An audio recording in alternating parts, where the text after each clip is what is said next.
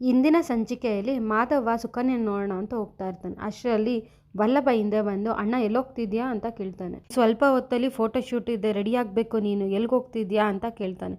ಅದಕ್ಕೆ ಮಾಧವ ಒಂದು ಮಿಸ್ಕಮ್ಯುನಿಕೇಷನ್ ಆಗಿದೆ ಅಂತ ಹೇಳ್ತಾನೆ. ಅದಕ್ಕೇನೆ ವಲ್ಲಭ ಏನು ಮಿಸ್ಕಮ್ಯುನಿಕೇಷನು, ಅಯ್ಯೋ ನಿನ್ನ ಫ್ರೆಂಡ್ ಫೋನ್ ನಂಬರ್ ಕೊಡು, ನಾನು ಮಾತಾಡ್ತೀನಿ ಅಂತ ಹೇಳ್ತಾನೆ. ವಲ್ಲಭಂಗೆ ಅಷ್ಟರಲ್ಲಿ ಕೇಶವನ್ ಕಾಲ್ ಬರುತ್ತೆ, ಇರೋಣ ಅಂದ್ಬಿಟ್ಟು ಹೊಟ್ಟೋಗ್ಬಿಡ್ತಾನೆ. ಮಾಧವ ಅಷ್ಟರಲ್ಲಿ ಹೊರಗಡೆ ಬಂದು ಸುಕನ್ಯನ ಹತ್ರ ಏಂತಕ್ಕೆ ಫೋನ್ ಮಾಡಿ ಕರ್ಸ್ಕೊಂಡೆ ನನ್ನ, ಹೇಳು ಸುಕನ್ಯಾ ಅಂತ ಕೇಳ್ತಾನೆ. ಸುಕನ್ಯಾ ಅಷ್ಟರಲ್ಲಿ ಅವ್ರ ಮಾವಂದ್ರು ಹೇಳಿರೋ ಮಾತುಗಳನ್ನ ನೆನೆಸ್ಕೊಂಡು ಮಾಧವನ ತಪ್ಕೊಂಡು ಐ ಲವ್ ಯು ಮಾಧವ ಅಂತ ಹೇಳ್ತಾಳೆ. ಅದಕ್ಕೆ ಮಾಧವ ಬಿಡು ನನ್ನ ಸುಕನ್ಯಾ ಅಂತ ಅಂದ್ಬಿಟ್ಟು ದೋಗ್ತಾನೆ. ಸುಕನ್ಯಾ ನಾನು ಮನ್ಸಲ್ಲಿರೋ ಮಾತುಗಳನ್ನ ಹೇಳ್ತಾ ಇದ್ದೀನಿ, ನೀನು ಹೇಳ್ಕೊಂಬಿಡು, ಯಾವ ಮುಚ್ಚುಮರೆನೂ ಬೇಡ ಮಾಧವ, ಸಾಕು ಮಾಧವ ಇವೆಲ್ಲ. ನಾನು ನಮ್ಮಮ್ಮ ತೋರಿಸಿದ ಹುಡುಗನ ಮದುವೆ ಆಗಿ ನನ್ನ ಜೀವನ ಹಾಳಾಯಿತು, ನೀನು ಕೂಡ ನಿಮ್ಮ ಅಪ್ಪ ತೋರಿಸಿರೋ ಹುಡುಗಿನ ಮದುವೆ ಆಗಿ ಹೋಗ್ತಿದ್ಯಾ. ಇದ್ರಲ್ಲಿ ಮಧ್ಯೆ ಹಾಳಾಗ್ತಿರೋದು ಏನು ಗೊತ್ತಾ, ನಮ್ಮ ಪ್ರೀತಿ. ದಯವಿಟ್ಟು ಮಾಧವ ನಿನ್ನ ಮನಸ್ಸಲ್ಲಿರೋ ಮಾತುಗಳನ್ನ ಹೇಳ್ಕೊ, ಮನ್ಸು ಬಿಚ್ಚು ಮಾತಾಡಿ ಮಾಧವ, ದಯವಿಟ್ಟು. ಅವತ್ತು ನಾನು ನಮ್ಮ ಅಮ್ಮನ ಮಾತು ಕೇಳಿ ತಪ್ಪು ಮಾಡ್ತೀನಿ, ನಿಂಗೊಂದು ಮಾತು ಹೇಳ್ಬೇಕಿತ್ತು, ನಿಂಗೆ ನನ್ನ ಮೇಲೆ ಕೋಪ ಆಯ್ತಾ, ಒಂದೇ ಹೊಡಿ ಬಡಿ ಸಾಯಿಸ್ಬೇಕು ಅನ್ಸರೆ ಸಾಯಿಸ್ಬಿಡು, ಆದರೆ ದಯವಿಟ್ಟು ನಿನ್ನ ಮನಸ್ಸಲ್ಲಿರೋ ಮಾತು ಹೇಳ್ಕೊ ಮಾಧವ. ನಾನು ಸಾಯಿಸೋಕ್ಕಿಂತ ಮುಂಚೆ ದಯವಿಟ್ಟು ಮಾಧವ ನನ್ನನ್ನು ಪ್ರೀತಿಸಿದ್ದೀನಿ ಅಂತ ಹೇಳು ಮಾಧವ, ನಮ್ಮ ಮಧ್ಯದಲ್ಲಿ ಮೌನನ್ ತರಬೇಡ, ಗೋಡೆ ಹೊಡೆದಾಕು, ದಯವಿಟ್ಟು ಮಾಧವ ಹೇಳ್ಕೊ ಅಂತ ಕೇಳ್ಕೊತಾಳೆ. ಈ ಕಡೆ ವಲ್ಲಭ ಅಮೂಲ್ಯ ಫುಲ್ ಕೆಲಸ ಮಾಡ್ತಿರೋದನ್ನ ನೋಡ್ತಾ ಇರ್ತಾನೆ. ಅಮೂಲ್ಯಂಗೆ ಗಿರಿಜಾ ಒಂದು ಕೆಲಸ ಹೇಳ್ತಾಳೆ, ಆಮೇಲೆ ನೋಡಿದ್ರೆ ಮೀನಾ ಬಂದು ಇನ್ನೊಂದು ಕೆಲಸ ಹೇಳ್ತಾಳೆ. ಧನ್ಯ ಬಂದು ನನ್ನ ಗಂಡನ ಬಟ್ಟೆ ಎಲ್ಲ ಒಳಗಿಡು ಅಂತ ಹೇಳ್ತಾಳೆ. ಅದನ್ನ ನೋಡಿ ವಲ್ಲಭ ಕರಿಬೇಕು ಬಾಯ್ಲೆ ಅಂತ ಕರಿತಾನೆ. ಈ ಬ್ಯಾಗ್ ನಾನು ಒಳಗಡೆ ಇಟ್ಟು ಹರಿಮನ್ ಪಾತ್ರೆ ತೊಗೊಂಬರ್ತೀನಿ, ಅಲ್ಲಿವರೆಗೂ ನೀನು ರೆಸ್ಟ್ ಮಾಡು ಅಂತ ಹೇಳ್ಬಿಟ್ಟು ಹೋಗ್ತಾ ಇರ್ತಾನೆ. ಅಷ್ಟರಲ್ಲಿ ಧನ್ಯ ಬಂದು ಕೋತಿಗೆ ಹೇಳಿದ್ರೆ ತನ್ನ ಬಾಲಕ್ಕೆ ಹೇಳ್ತಂತೆ, ನಿನಗೆ ಹೇಳಿದ್ರೆ ನೀನೇ ಅವ್ನಿಗೆ ಹೇಳ್ತಿದ್ಯಾ ಅಂತ ಹೇಳ್ತಾನೆ. ಅದಕ್ಕೇನೆ ವಲ್ಲಭ ಕೆಲಸ ಮಾಡಿ ಸುಸ್ತಾಗಿದ್ದಾಳೆ, ಸ್ವಲ್ಪ ರೆಸ್ಟ್ ಮಾಡಲಿ, ನಾನು ತೊಗೊಂಡೋಗ್ತೀನಿ ಅಂತ ಹೇಳ್ತಾನೆ. ಅದಕ್ಕೆ ಧನ್ಯ ನಮಗೆ ನೀನೇನು ಖುಷಿನ ಆಗುತ್ತೆ, ನಮಗೂ ಸುಸ್ತೇ ಆಗುತ್ತೆ, ನೀನು ಹೆಂಡತಿ ಏನು ಮಹಾರಾಣಿನಾ ಅಂತ ಹೇಳ್ತಾನೆ. ಆಮೇಲೆ ವಲ್ಲಭ ಅಷ್ಟಲ್ಲಿ ಚೇರ್ ತೊಗೊಂಬಂದು ಕರಿಬೇಕು, ನೀನು ಕೂತ್ಕೋ ನೀನು ಅಂತ ಅಂದ್ಬಿಟ್ಟು ಕೂರಿಸ್ತಾನೆ. ಧನ್ಯ ಹೆಂಡ್ತಿನ ಸ್ವಲ್ಪ ಅದ್ಬಸ್ತಲ್ಲಿರೋದು ಕಲ್ತ್ಕೋಬೇಕು ಅಂದ್ಬಿಟ್ಟು ಹೊಟ್ಟೋಗ್ತಾಳೆ. ಆಮೇಲೆ ವಲ್ಲಭ ಪರವಾಗಿಲ್ಲ ಬಿಡು, ನೀನು ಬೆಳಗ್ಗೆಂದು ಏನಾದರೂ ತಿಂದ್ಯಾ, ಜ್ಯೂಸ್ ಕುಡ್ದಾ ಅಂತ ಕೇಳ್ತಾನೆ. ಅದಕ್ಕೇನೆ ಅಮೂಲ್ಯ ಅಯ್ಯೋ ಜ್ಯೂಸ್ ಕುಡಿಯೋಕೆ ಹೋಗೋಣ ಅನ್ನೋಷ್ಟರಲ್ಲಿ ಖಾಲಿ ಆಗೋಗಿತ್ತು ಅಂತ ಹೇಳ್ತಾಳೆ. ವಲ್ಲಭ ಸರಿ ಆಯಿತು ಕೂತ್ಕೋ, ನಾನು ಫ್ರೆಶಾಗಿ ಜ್ಯೂಸ್ ಮಾಡ್ಕೊಂಬಂದು ಕೊಡ್ತೀನಿ ನಿನಗೆ, ನಾನು ಕೂತ್ಕೋ ನೀನು ಅಂದ್ಬಿಟ್ಟು ಹೊಟ್ಟೋಗ್ತಾನೆ. ಮೀನಾ ಅದನ್ನ ನೋಡಿ ಫುಲ್ ಖುಷಿಯಾಗಿ ಅಯ್ಯೋ ನೋಡು ಎಷ್ಟು ಚೆನ್ನಾಗಿದೆ ಇವರಿಬ್ರು ಜೋಡಿ, ನಡ್ಸಿ ಚೆನ್ನಾಗಿ ನಡ್ಸಿ, ನನಗೂ ಟೈಮ್ ಬರಲಿ ಅವಾಗ ಹಿಡಿತೀನಿ ನಾನು ಅಂದ್ಬಿಟ್ಟು ಹೊಟ್ಟೋಗ್ತಾಳೆ. ಈ ಕಡೆ ಮಾಧವ ಯಾಕೆ ಸುಕನ್ಯಾ ಏನಾಗಿದೆ ನಿನಗೆ ಅಂತ ಹೇಳಿದಾಗ ಸುಕನ್ಯಾ ಇಷ್ಟು ದಿನ ನನ್ನ ಪ್ರೀತಿನ ಮುಚ್ಚಿಟ್ಟಿದ್ದು, ನಾನು ನನ್ನ ಪ್ರೀತಿನ ಹೇಳ್ಕೊಂಡಾಯ್ತು ತಾನೆ, ನೀನು ಹೇಳ್ಕೊ ಮಾಧವ, ಯಾಕೆ ಹಿಂಗೆ ಹಠ ಮಾಡ್ತಿದ್ಯಾ, ನಿನಗೆ ನನ್ನ ಮೇಲೆ ಪ್ರೀತಿ ಇದೆ ಅಂದರೆ ನಾನೇನು ತಪ್ಪು ತಿಳ್ಕೊಳ್ಳಲ್ಲ, ಹೇಳು ಮಾಧವ ಅಂತ ಕೇಳ್ತಾಳೆ. ಅದಕ್ಕೆ ಮಾಧವ ಪ್ರೀತಿನ ಅದ್ಯಾವುದು ಇಲ್ಲ ನನಗೆ ಅಂತ ಹೇಳ್ತಾನೆ. ಸುಕನ್ಯಾ ಅದಕ್ಕೆ ಯಾವುದೋ ಪ್ರೀತಿ ಇದೆ, ನಂಗೆ ಕೆಲಸ ಹುಡ್ಕೊಟ್ಟೆ, ಮಧ್ಯರಾತ್ರಿ ಯಾಕೆ ಹುಡ್ಕೊಂಬಂದೆ, ನನಗೆಲ್ಲ ಅರ್ಥ ಆಗಿದೆ, ನೀನನ್ನು ಪ್ರೀತಿಸ್ತಿದ್ಯಾ ಅಂತ, ನಾನು ನಿನ್ನ ಕಳ್ಕೊಳ್ಳಲ್ಲ ಮಾಧವ ಅಂತ ಹೇಳ್ತಾಳೆ. ಅದಕ್ಕೆ ಮಾಧವ ನಾನು ಹಿಂಗೆ ಮಾಡಿರೋ ಸಹಾಯನ ಪ್ರೀತಿ ಅಂದ್ಕೊಂಡೆ ಸುಕನ್ಯಾ, ನಂಗೆ ಗೊತ್ತಿರೋ ಹುಡುಗಿನೋ ಕಷ್ಟದಲ್ಲಿದ್ದಾಳೆ, ಸಹಾಯ ಮಾಡಬೇಕು ಅಂತ ಅಷ್ಟೇ ನಾನು ಮಾಡಿದ್ದು, ಅದು ಬಿಟ್ಟು ಯಾವ ಪ್ರೀತಿ ಅಂತ ಏನೂ ಇಲ್ಲ ನನಗೆ ಅಂತ ಹೇಳ್ತಾನೆ. ಈ ಕಡೆ ಅಮೂಲ್ಯ ಕುತ್ಕೊಂಡು ಪಾಪ ಅಲ್ಲ ವಲ್ಲಭ, ಒಂದೊಂದು ಟೈಮ್ ಎಷ್ಟು ನೀಟಾಗಿರ್ತಾನೆ, ಒಂದೊಂದು ಟೈಮ್ ಲೂಸ್ ಆಡ್ದಂಗೆ ಆಡ್ತಿರ್ತಾನೆ, ಎಷ್ಟು ಒಳ್ಳೆಯವನಲ್ವಾ ಅವನು ಅಂತ ಹೇಳ್ಕೊತಾ ಇರ್ತಾಳೆ. ಅಷ್ಟರಲ್ಲಿ ವಲ್ಲಭ ಜ್ಯೂಸ್ ತೊಗೊಂಬಂದು ಕೊಡ್ತಾನೆ. ವಲ್ಲಭ ತಟ್ಟೆ ಪೂರ್ತಿ ಜ್ಯೂಸ್ ತೊಗೊಂಬಂದು ಕೊಡ್ತಾನೆ. ಆಮೇಲೆ ಅಮೂಲ್ಯ ನಂಗೆ ಇಷ್ಟೊಂದೆಲ್ಲ ಬೇಡ, 4 ಸಾಕು ಅಂತ ಅಂದ್ಬಿಟ್ಟು ಜ್ಯೂಸ್ ಕುಡಿತಾ ಇರ್ತಾಳೆ. ವಲ್ಲಭ ಅದಕ್ಕೇನೆ ಜ್ಯೂಸ್ ಖಾಲಿ ಆಗೋಗಿತ್ತು, ನಾನು ಭಟ್ರ ಹತ್ರ ಹೇಳಿ ಮಾಡಿಸ್ಕೊಬಂದು ಕೊಟ್ಟಿದ್ದೀನಿ, ಸುಸ್ತೋಯ್ತಾ ಅಂತ ಕೇಳ್ತಾನೆ. ಅದಕ್ಕೆ ನಾನು ಇನ್ನೂ 1 ಗ್ಲಾಸ್ ಕುಡ್ದಿದ್ದೀನಲ್ವಾ, 4 ಗ್ಲಾಸ್ ಕುಡಿಯೋಷ್ಟು ಸುಸ್ತೊಟ್ಟೋಗುತ್ತೆ ನನಗೆ, ನೀನು ಯಾಕೆ ನನ್ನ ಮೇಲೆ ಇಷ್ಟೊಂದು ಕನ್ಸನ್ ತೋರಿಸ್ತಿದ್ಯಾ ಅಂತ ಕೇಳಿದ್ಕೆ ವಲ್ಲಭ ಆ ಕನ್ಸನ್ ಅಂತ ಏನಿಲ್ಲ, ನೀ ಸುಸ್ತಾಗಿ ಕೆಳಗಡೆ ಬಿದ್ದೋಗ, ಅಯ್ಯೋ ವಲ್ಲಭ ನೀನು ಹೆಂಡ್ತಿ ನೀನೇ ಚೆನ್ನಾಗಿ ನೋಡ್ಕೊಬೇಕು, ಅಯ್ಯೋ ಅಂತೆಲ್ಲ ನನಗೆ ಬೈತಾರಲ್ಲ, ಅದಕ್ಕೆ ಅಷ್ಟೇ ನಾನು ತಂದ್ಕೊಡ್ತಿರೋದು ಅಂತ ಹೇಳ್ತಾನೆ. ಅವತ್ತು ನಿಂಗೆ ಜ್ವರ ಬಂದಾಗ ನೀನು ನೋಡ್ಕೊಳ್ಳೋಷ್ಟಲ್ಲಿ ನಾನೇ ಫ್ರಸ್ಟ್ರೇಷನ್ ಆಗೋಗಿತ್ತು, ನಿಮ್ಮಪ್ಪ ನಿಂಗೆ ಅರ್ಧ kg ತುಪ್ಪ ಹಾಕಿ ಚೆನ್ನಾಗಿ ಬೆಳೆಸ್ಬಿಟ್ಟವ್ರೆ, ಆ ಕಡೆ ಹೋದ್ರೆ ಕುಯ್ಯಿ ಅಂತ್ಯ, ಈ ಕಡೆ ಹೋದ್ರೆ ಕುಯ್ಯಿ ಅಂತ್ಯ, ಅದೇನೋ ಅಂತಾರಲ್ಲ ದೊಡ್ಡವರು, ಮಂಗಳಾರತಿ ತೊಗೊಂಡ್ರೆ ಉಷ್ಣ ಬರುತ್ತೆ, ತೀರ್ಥ ತೊಗೊಂಡ್ರೆ ನೆಗಡಿ ಅಂತ, ಆ ಥರ ನೀನು. ಮಾರಲ್ ಆಫ್ ದಿ ಸ್ಟೋರಿ ನಿನ್ನ ಮೇಲಿರೋ ಕನ್ಸರ್ನ್ಗಲ್ಲ, ನನ್ನ ಮೇಲಿರೋ ಕನ್ಸರ್ನಿಗಷ್ಟೇ ತೊಗೊಂಬಂದಿರೋದು ನಾನು ಅಂತ ಹೇಳ್ತಾನೆ. ಅದಕ್ಕೆ ಅಮೂಲ್ಯ ನಿನ್ನ ಬಗ್ಗೆ ಗೊತ್ತಿತ್ತು, ನಿನ್ನ ಬಗ್ಗೆ ತಪ್ಪಾಗಿ ಅರ್ಥ ಮಾಡ್ಕೊಂಡಲ್ಲ, ನನಗೆ ಹೊಡಿಬೇಕು ನಾನು ಅಂತ ಹೇಳ್ತಾಳೆ. ಅದಕ್ಕೇನೆ ವಲ್ಲಭ ಕಿರ್ಚಾಡ್ಬೇಡ, ಆಮೇಲೆ ನೀನು ಡಿಹೈಡ್ರೇಟ್ ಆದರೆ ಮತ್ತೆ ನಾನು ಭಟ್ರ ಹತ್ರ ಹೋಗಿ ಜ್ಯೂಸ್ ಮಾಡ್ಕೊಳಕ್ಕೆಲ್ಲ ಆಗೋದಿಲ್ಲ, ಸ್ಟುಪಿಡ್, ಸುಮ್ಮನೆ ಇರೋ ಅಂದ್ಬಿಟ್ಟು ಹೋಗ್ತಾನೆ. ಇದನ್ನು ನೋಡ್ತೀನಿ ಮೀನಾ, ಅಯ್ಯೋ 1 ಸೆಕೆಂಡಿಂದ ಎಂಥ ಒಳ್ಳೆ ಗಂಡ ಹೆಂಡ್ತಿ ಅಂದೆ, ಏನು ಜಗಳ ಆಡ್ತಾರೆ ಅಪ್ಪ, ಇವ್ರನ್ನ ಹೆಂಗಪ್ಪ ಸರಿ ಮಾಡೋದು ನಾನು ಅಂತ ಹೇಳ್ತಿರ್ತಾಳೆ. ಅಮೂಲ್ಯ ಕೆಟ್ಟ ಬುದ್ಧಿ ಇರೋ ಒಳ್ಳೆ ಹುಡುಗ ಅಂತ ಅಮೂಲ್ಯ ಬೈಕೋತಾ ಇರ್ತಾಳೆ. ಕನ್ಯಾ ನೀನು ಸುಳ್ಳು ಹೇಳ್ತಿದ್ಯಾ, ನೀನು ಬೇರೆ ಹುಡುಗಿ ಈ ಥರ ಹುಡ್ಸಿದ್ರೆ ನೀನು ಯಾವತ್ತೂ ಆ ಹುಡುಗಿ ಕಡೆ ನೋಡ್ತಿರಲಿಲ್ಲ, ಆದರೆ ನೀನು ನನ್ನ ಮೇಲೆ ಪ್ರೀತಿ ಇರೋದಕ್ಕೆ ನೀನು ನನ್ನ ಬಗ್ಗೆ ಕಾಳಜಿ ತೋರಿಸ್ತಿರೋದು ಅಂತ ಹೇಳ್ತಾಳೆ. ಅದಕ್ಕೆ ಮಾಧವ ನಿಂಗೆ ಯಾಕೆ ಈ ಥರ ಅನ್ನಿಸ್ತೀವಿ ಸುಕನ್ಯಾ ಅಂತ ಕೇಳ್ತಾನೆ. ಸುಕನ್ಯಾ, ಅದಕ್ಕೆ ನಿಮ್ಮ ಅಪ್ಪನ ಮಾತು ಮೀರಬೇಡ್ದು, ಅವ್ರು ಖುಷಿಯಾಗಿರ್ಬೇಕು ಅಂತ ತಾನೇ ಮದುವೆ ಆಗ್ತಿರೋದು ನೀನು, ಅದಕ್ಕೇನೆ ತಾನೇ ನೀನು ಸುಳ್ಳು ಮೇಲೆ ಸುಳ್ಳು ಹೇಳ್ತಿರೋದು ಅಂತ ಕೇಳ್ತಾಳೆ. ಅದಕ್ಕೆ ಮಾಧವ, ಯಾರು ಹೇಳಿದ್ದು ನಿನಗೆ ನಾನು ನಿನ್ನ ಕಂಡ್ರೆ ಇಷ್ಟ ಅಂತ ಕೇಳ್ತಾನೆ. ಸುಕನ್ಯಾ, ನನಗೆ ನೀನು ನಾಟಕ ನೋಡೋಕೆ ಇಷ್ಟ ಇಲ್ಲ, ನಿಮ್ಮ ಅಪ್ಪ ತೋರಿಸಿರೋ ಹುಡುಗಿಗೂ ಮದುವೆ ಆಗೋಕ್ಕೋಸ್ಕರ ನನ್ನ ಹತ್ರ ಸುಳ್ಳು ಹೇಳ್ತಿದ್ಯಾ ತಾನೆ ನೀನು, ಆಮೇಲೆ ಪ್ರೀತಿ ಇದ್ರು ಯಾಕೆ ತೋರಿಸ್ಕೋತಿಲ್ಲ ನೀನು, ಅವತ್ತೇನೋ ಸುಮ್ಮನೆ ಇದ್ದೆ, ಇನ್ನು ಇವತ್ತು ನೀನು ಕಳ್ಕೊಳಕ್ಕೆ ನಾನು ರೆಡಿ ಇಲ್ಲ ಮಾಧವ ಅಂತ ಹೇಳ್ತಾಳೆ. ಅದಕ್ಕೆ ಮಾಧವ, ಏನು ನೋಡ್ತಿದ್ದೆ ನಿನ್ನ ತಲೆಯಲ್ಲಿ ಸುಕನ್ಯಾ, ನೀನು ಮಾತಾಡ್ತಿರೋ ಒಂದು ಮಾತು ನಂಗೆ ಅರ್ಥ ಆಗ್ತಿಲ್ಲ ಅಂತ ಕೇಳ್ತಾನೆ. ಸುಕನ್ಯಾ, ನಾನು ಹೇಳೋ ಮಾತು ನಿನಗೆ ಅರ್ಥ ಆಗಲ್ಲ ಬಿಡು, ನಿಮ್ಮ ಅಪ್ಪ ಮಾತೇ ನಿಂಗೆ ತಲೆಯಲ್ಲಿ ಕೂತ್ಕೊಂಡಿದ್ದೆ, ನಿಮ್ಮ ಅಪ್ಪನ ಹತ್ರ ನಾನೇ ಮಾತಾಡ್ತೀನಿ, ಈ ಮದುವೆ ನಿಲ್ಸಕ್ಕೆ ಹೇಳ್ತೀನಿ, ನಾನು ನೋಡ್ತಾ ಇರು ನಾನು ಹಿಂಗೆ ಏನು ಮಾಡ್ತೀನಿ ಅಂತ, ಇನ್ನು ನಾನು ಮದುವೆ ಆಗೇ ಆಗ್ತೀನಿ ಅಂತ ಹೇಳ್ತಾಳೆ. ಅದಕ್ಕೆ ಮಾಧವ, ನೀನು ಅಪ್ಪನ ಹತ್ರ ಹೋಗಿ ಏನೇನೋ ಹೇಳಿದ್ರೆ ನಮ್ಮ ಅಪ್ಪಂಗೆ ನೋವಾಗುತ್ತೆ, ಎಷ್ಟೊಂದು ಜನ ಬಂದಿದ್ದಾರೆ, ಅವಮಾನ ಆಗುತ್ತೆ, ಈ ಮದುವೆ ನಮ್ಮ ಅಪ್ಪನ ಕನಸು ಯಾವುದೇ ಕಾರಣಕ್ಕೂ ಹಾಳಾಗ್ಬಿಡ್ದು, ಹೊರಟೋಗ್ಬಿಡು ಅಂತ ಹೇಳ್ತಾನೆ. ಅದಕ್ಕೇನೆ ಸುಕನ್ಯಾ, ಅದು ಸಾಧ್ಯನೇ ಇಲ್ಲ, ನಿಮ್ಮ ಅಪ್ಪನ ಕನಸ್ಗೋಸ್ಕರ ನನ್ನ ಜೀವನ ಯಾಕೋ ಹಾಳು ಮಾಡ್ತಿದ್ಯಾ, ನಾನು ನಿಮ್ಮ ಅಪ್ಪನ ಹತ್ರ ಮಾತಾಡಬೇಕು ಅಷ್ಟೇ, ಒಳಗಡೆ ಇದ್ದಾರೆ ತಾನೆ ಅಂತ ಹೋಗ್ತಾ ಇರ್ತಾಳೆ. ಅಷ್ಟರಲ್ಲಿ ಮಾಧವ ಕೈ ಹಿಡ್ಕೊಂಡು ತಡೆದು, ಇನ್ನೊಂದು ನಿಮಿಷ ನೀನು ಇಲ್ಲಿದ್ದರೂ ನಾನು ಸತ್ತೋಗ್ತೀನಿ, ನೀ ಸರಿಗೆ ಕೇಳಿಸ್ಕೊತಾ ಇದೆಯಾ, ನೀನು ಈಗ ನಿಲ್ಲದೆ ನಿಂತಿದ್ರೆ ನಾನು ನಿಜವಾಗ್ಲೂ ಸತ್ತೋಗ್ತೀನಿ, ನೀನು ಹೋಗಿ ನಮ್ಮ ಅಪ್ಪನ ಹತ್ರ ಹಿಂಗೆಲ್ಲ ಮಾತಾಡಿದ್ರೆ ನಮ್ಮ ಅಪ್ಪ ಮದುವೆ ನಿಲ್ತೋಯ್ತು ಅಂದರೆ ಅವ್ರು ತಲೆ ತೆಗಿಸ್ತಾರೆ, ಅದನ್ನ ನೋಡಿ ನಾನಂತೂ ಬದುಕಿರಲ್ಲ ಸುಕನ್ಯಾ, ಹೊರಟೋಗು, ದಯವಿಟ್ಟು ಇಲ್ಲಿಂದ ಹೊರಟೋಗು, ನಿನಗೆ ನಾನಂದರೆ ಇಷ್ಟ ಇಲ್ಲ ಅಂತಂದರೆ ದಯವಿಟ್ಟು ಒಳಗಡೆ ಹೋಗು, ಇಲ್ಲ ಅಂದರೆ ಹೊರಟೋಗ್ಬಿಡು ಇಲ್ಲಿಂದ ಅಂತ ಹೇಳ್ತಾನೆ. ಆವಾಗ ನಿನ್ನ ಮೇಲೆ ಪ್ರೀತಿ ಇತ್ತು, ಆದರೆ ಈಗಿರೋದು ಸ್ನೇಹ ಅಷ್ಟೇ, ಇನ್ಯಾವುದು ಭಾವನೆಗಳು ನಿನ್ನ ಮೇಲೆ ಈಗಿಲ್ಲ ನನಗೆ, ಈಗಲೂ ಒಳಗಡೆ ಹೋಗಬೇಕು ಅಂತಿದ್ರೆ ನನ್ನ ಸಾವನ ಮೇಲೆ ನಡ್ಕೊಂಡು ಹೋಗು ನೀನು, ನನಗೆ ನಿನ್ನ ಮೇಲೆ ಅಪಾರವಾದ ಗೌರವ ಇದೆ ಸುಕನ್ಯಾ, ದಯವಿಟ್ಟು ಇಲ್ಲಿಂದ ಹೊರಟೋಗ್ಬಿಡು, ಅದನ್ನ ಹಾಳು ಮಾಡ್ಕೊಬೇಡ ಅಂತ ಹೇಳ್ತಾನೆ. ಅದನ್ನು ಕೇಳಿಸ್ಕೊಂಡು ಸುಕನ್ಯಾ ಹತ್ಕೊಂಡು ಹೊರಟೋಗ್ತಾಳೆ. ಈ ಕಡೆ ಪ್ರಿಯಾ ಟೆನ್ಷನಲ್ಲಿ ಸ್ಟೇಜ್ ಮೇಲೆ ಕೂತ್ಕೊಂಡಿರ್ತಾಳೆ. ಗಿರಿಜಾ ಬಂದು, ಯಾಕಮ್ಮ ಪ್ರಿಯಾ ಈಗ ಸುಸ್ತೆಲ್ಲ ಹೋಗಿದ್ಯಾ, ಏಂತಕ್ಕಮ್ಮ ಏನಾಯಿತು ಅಂತ ಕೇಳ್ತಿರ್ತಾಳೆ. ಅಷ್ಟರಲ್ಲಿ ಪ್ರಿಯಾ ಅವ್ರ ಅಮ್ಮ ಅಪ್ಪ ಎಲ್ಲ ಓಡಿ ಬಂದು, ಇಲ್ಲ ಬೆಳಗ್ಗೆಯಿಂದ ಓಡಾಡಿದ್ಲಲ್ಲ ಅದಕ್ಕೆ ಸ್ವಲ್ಪ ಸುಸ್ತಾಗಿದ್ದಾಳೆ ಅಷ್ಟೇ, ಅದಕ್ಕೆ ನೀವು ತಲೆ ಕೆಡಿಸ್ಕೋಬೇಡಿ ಅಂತ ಹೇಳ್ತಾಳೆ. ಗಿರಿಜಾ, ಏನಮ್ಮ ಯಾಕಮ್ಮ, ಏನಾದರೂ ಕೇಳಬೇಕಾ ಅಂತ ಕೇಳ್ತಾಳೆ. ಆವಾಗ ಪ್ರಿಯಾ, ನನಗೆ ಎರಡೂ ಕುಟುಂಬದವ್ರ ಜೊತೆ ಸೇರ್ಕೊಂಡು ಒಂದು ಫೋಟೋ ತೆಗೆಸ್ಕೋಬೇಕು ಅಂತ ಆಸೆ ಆಗ್ತಿದೆ ಅತ್ತೆ, ಪ್ಲೀಸ್ ಅತ್ತೆ ಅಂತ ಕೇಳ್ತಾಳೆ. ಅದಕ್ಕೇನೆ, ನಂದನ್ನು ಏನಂತೀರ ನೀವು ಅಂತ ವೀಣಾ ಕೇಳ್ತಾಳೆ.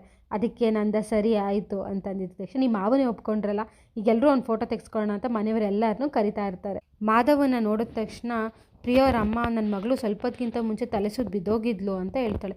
ಮಾಧವ ಅದಕ್ಕೇನು ರಿಯಾಕ್ಟ್ ಮಾಡಿದೆ, ಹೌದಾ ಸರಿ ಆಯಿತು ಅಂತ ಅಂದ್ಬಿಟ್ಟು ಸುಮ್ಮನೆ ಆಗ್ತಾರೆ. ಅದು ನೋಡಿ ಪ್ರಿಯಂಗೆ ಶಾಕ್ ಆಗುತ್ತೆ. ಎಲ್ಲರೂ ನಿಂತ್ಕೊಂಡಿರ್ತಾರೆ, ಆದರೆ ವಲ್ಲಭ ನಿಂತ್ಕೊಂಡಿರಲ್ಲ.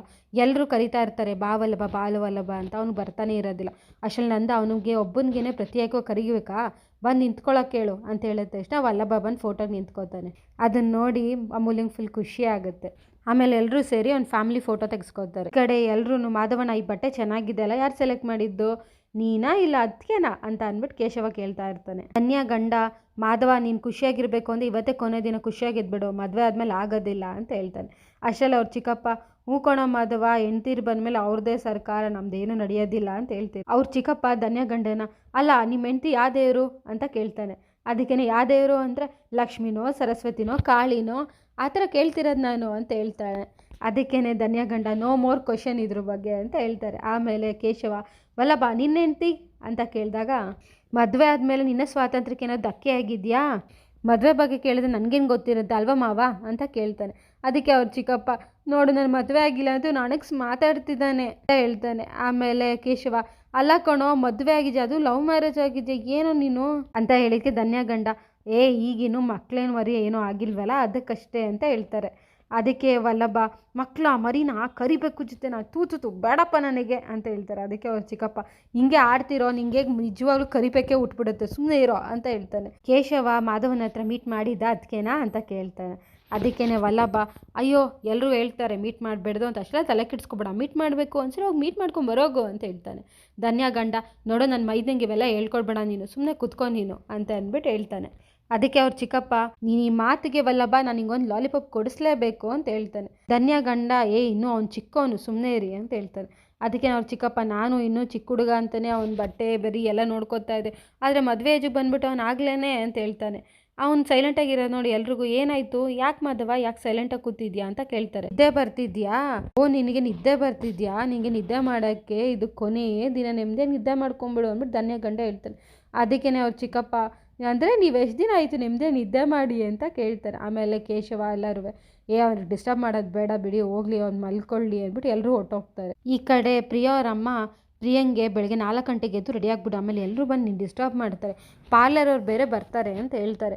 ಲಾವಣ್ಯ ಅದಕ್ಕೆ ಪಾರ್ಲರ್ ಅವ್ರು ಬರ್ತಾರಾ ಅಂತ ಕೇಳಿದ್ವಿ. ನಿನ್ನನ್ನು ರೆಡಿ ಮಾಡೋಕ್ಕಲ್ಲ, ಮದುವೆ ಹುಡುಗಿನ ರೆಡಿ ಮಾಡೋಕ್ಕೆ ಅಂತ ಹೇಳ್ತಾಳೆ. ಮದುವೆ ಮನೇಲಿ ಎಲ್ಲರೂ ಹುಡುಗಿ ಬಿಟ್ಟರೆ ಅವ್ರ ತಾಯಿನೇ ನೋಡೋದು, ಏನೇ ವೀಣಾ ಹಿಂಗೆ ರೆಡಿಯಾಗಿದ್ಯಾ ಅಂತ ಅಂದ್ಬಿಟ್ಟು ಅಂತಾರೆ ಅಂತ ಹೇಳ್ತಾಳೆ. ಅದಕ್ಕೆ ಲಾವಣ್ಯ, ನೀನು ಸುಳ್ಳುಗಳನ್ನೆಲ್ಲ ನೀನು ಬೀಗ್ರತ್ತು ಇಟ್ಕೊ, ನನ್ನ ಹತ್ರ ಏನು ಹೇಳಕ್ಕೆ ಬರಬೇಡ ನೀನು ಅಂತ ಹೇಳ್ತಾರೆ. ಅಷ್ಟರಲ್ಲಿ ಪ್ರಿಯ ಅವ್ರ ಅಮ್ಮ, ಏನಕ್ಕೆ ಪ್ರಿಯಾ ಹಿಂಗೆ ಸೈಲೆಂಟಾಗಿ ಕೂತಿದ್ಯಾ, ಈಗ ಏನಾಯ್ತೆ ನಿನಗೆ ಅಂತ ಕೇಳ್ತಾಳೆ. ಅದಕ್ಕೆ ಪ್ರಿಯಾ, ಅಲ್ಲ ಯಾಕೋ ಮಾಧವ್ ಅವ್ರು ಫುಲ್ ಸೈಲೆಂಟಾಗಿದ್ರು, ಅವ್ರಿಗೇನಾದ್ರು ನಮ್ಮ ಬಗ್ಗೆ ಸತ್ಯ ಗೊತ್ತಾಯ್ತಾ ಅಂತ ಹೇಳ್ತಾಳೆ. ಅದಕ್ಕೇ ಅವ್ರ ಅಮ್ಮ, ಅಯ್ಯೋ ಏನು ಸತ್ಯ ಗೊತ್ತಾಗುತ್ತೆ, ಏನಾಗಿದೆ ನಿನಗೆ, ಆ ಥರ ಏನೂ ಇಲ್ಲ, ಸುಮ್ಮನೆ ಇರು ಅಂತ ಹೇಳ್ತಾಳೆ. ಅದಕ್ಕೆ ಪ್ರಿಯಾ, ನಾನು ತಲೆ ಸುತ್ತ ಬಿದ್ದಿದ್ದೀನಿ ಅಂತ ಕೇಳಿದ್ಮೇಲೆ ಅವ್ರು ಏನು ಟೆನ್ಷನ್ನೇ ಆಗಲಿಲ್ವಲ್ಲಮ್ಮ, ಅದಕ್ಕೆ ನಂಗೆ ಭಯ ಆಗ್ತಿದೆ ಅಷ್ಟೇ ಅಂತ ಹೇಳ್ತಾಳೆ. ಅದಕ್ಕೆ ಅವ್ರ ಅಮ್ಮ, ಮದುವೆ ಟೆನ್ಷನ್ನು, ಸುಸ್ತಾಗಿರ್ತಾರೆ, ಅದಕ್ಕೆ ಸುಮ್ಮನೆ ಆಗಿದ್ದಾರೆ ಅಷ್ಟೇ, ಸುಮ್ಮನೆ ಇರಿ, ಅದ್ರಲ್ಲಿ ಏನೂ ಇಲ್ಲ ಅಂತ ಹೇಳ್ತಾರೆ. ಅವ್ರಿಗೆ ಸುಸ್ತಾಗಿರೋದನ್ನ ಮಲ್ಕೊಂಡ್ರೆ ಸಾಕಪ್ಪ ನಂಗೆ ಅನ್ಸ್ಬಿಟ್ಟಿರುತ್ತೆ, ಅದಕ್ಕೆ ಅಷ್ಟೇ, ಇಲ್ಲ ಅಂದರೆ ಏನು ಅಂತ ಹೇಳ್ತಾಳೆ. ಅದಕ್ಕೆ ಲಾವಣ್ಯ, ನಮ್ಮ ಜೊತೆ ಎಲ್ಲ ನಾರ್ಮಲಾಗಿ ತೆಗೆಸ್ಕೊಂಡ್ರಲ್ಲ ಅಂತ ಹೇಳ್ತಾಳೆ. ಅದಕ್ಕೆ ಪ್ರಿಯಾ, ನನ್ನ ಜೊತೆ ನಾರ್ಮಲಾಗಿ ಇರಲಿಲ್ವೇ, ಅದು ಸ್ವಲ್ಪ ಟೆನ್ಷನ್ ಆಗ್ತಿದೆ ನನಗೆ ಅಂತ ಹೇಳ್ತಾಳೆ. ಆಮೇಲೆ ಅವ್ರ ಅಮ್ಮ, ಅಯ್ಯೋ ಅದ್ರ ಬಗ್ಗೆ ಎಲ್ಲ ಟೆನ್ಷನ್ ಮಾಡಿ ಆರಾಮಾಗಿ ಇರು ನೀನು ಅಂತ ಅಂದ್ಬಿಟ್ಟು ಹೊಟ್ಟೋಗ್ತಾರೆ. ಈ ಕಡೆ ಮಾಧವ ಫುಲ್ ಟೆನ್ಷನಲ್ಲಿ ಕೂತಿರೋದು ನೋಡಿ ವಲ್ಲಭ ಬಂದು, ಏನಾಯಿತು ಮಾಧವಣ್ಣ, ನನ್ನ ಹತ್ರ ಆದರೂ ಹೇಳ್ಕೊ ನೀನು ಅಂತ ಕೇಳ್ತಾನೆ. ನಿನಗೇನೋ ಆಗಿದೆ ಅಣ್ಣ, ನಾನೇ ಮನೆಯಿಂದ ಹೊರಡ್ಬೇಕಂದ್ರೆ ಖುಷಿಯಾಗಿದ್ದೆ, ಈಗ ರಿಸೆಪ್ಷನಲ್ಲೂ ಖುಷಿಯಾಗಿದ್ದೆ, ಈಗ ಸಡನ್ನಾಗಿ ಏನಾಯಿತು ಹೇಳು ಅಂತ ಕೇಳ್ತಾನೆ.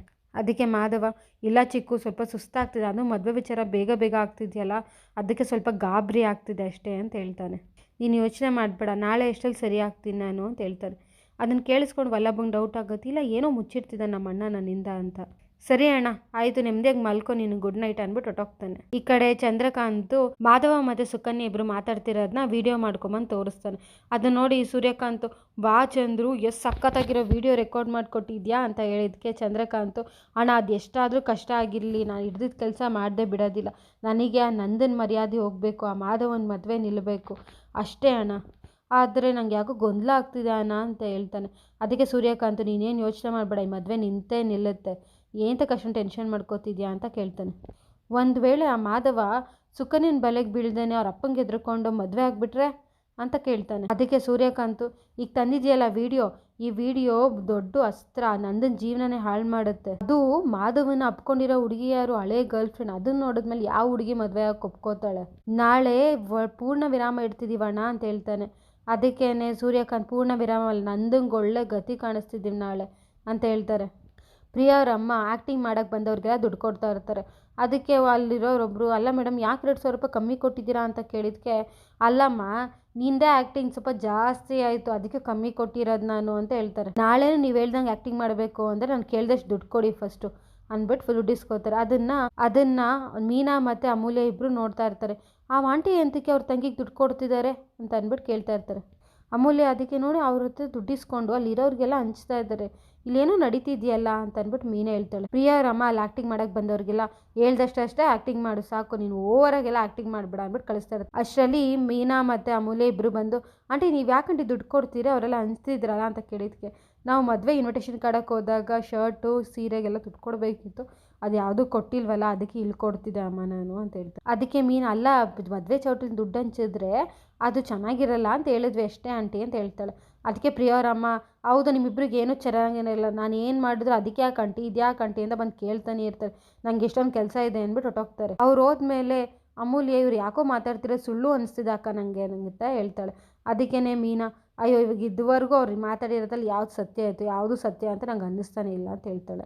ಮೀನಾ ಅದಕ್ಕೇ, ಇವ್ರು ಎಷ್ಟೇ ಸುಳ್ಳು ಹೇಳಿ ನಮಗೇನು ನಷ್ಟನೂ ಇಲ್ಲ ಲಾಭನೂ ಇಲ್ಲ, ಆದರೆ ಇವ್ರ ಥರ ಇವ್ರ ಮಗಳು ಆಗಲಿಲ್ಲ ಅಂದರೆ ಸಾಕು, ನಮ್ಮ ಮಾವ ಫುಲ್ ಖುಷಿಯಿಂದಿದ್ದಾರೆ, ಅದೆಲ್ಲ ಹಾಳಾಗೋಗುತ್ತೆ ಅಂತ ಯೋಚನೆ ಮಾಡ್ತಾ ಕುಂತಿರ್ತಾರೆ. ಈ ಕಡೆ ಮಾಧವ ಸುಕನ್ಯಾ ಆಡಿರೋ ಮಾತುಗಳನ್ನ ನೆನೆಸ್ಕೋತಾ ಕೂತಿರ್ತಾನೆ.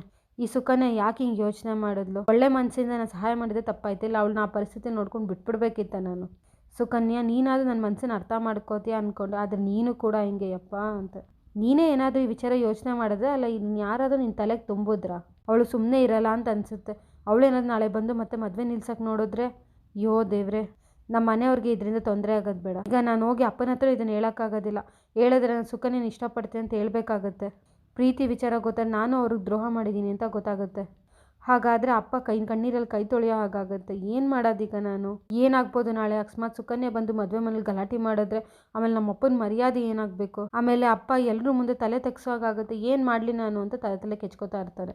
ಇಲ್ಲಿಗೆ ಸಂಚಿಕೆ ಮುಕ್ತಾಯ ಆಗುತ್ತೆ.